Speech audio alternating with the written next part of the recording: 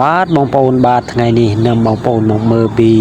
ការងារខ្ញុំធ្វើម្ដងបងប្អូនបាទនេះថ្ងៃនេះខ្ញុំមករួយអាចមឿនបងប្អូនអើយមើលតែអាចមឿនលើខ្មៅខ្លះនេះបងប្អូនអើយចាប់ហើយមករួយអាចមឿនថ្ងៃបងប្អូនមើលមនុស្សបងប្អូនអើយមនុស្សចង់ត្រាំចកេះឲ្យមករយបងប្អូនចាប់ហើយ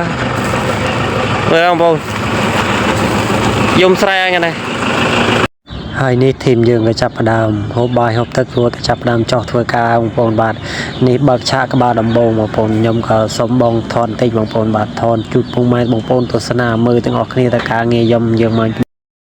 ដល់ល្អហ្នឹងបងប្អូនអត់បានមួយទឹកមួយអីណាបានសម្ដែងនេះរួចមែនដល់បងប្អូនអើយនេះរះថ្ងៃល្អនេះហូរដូចទឹកបាទ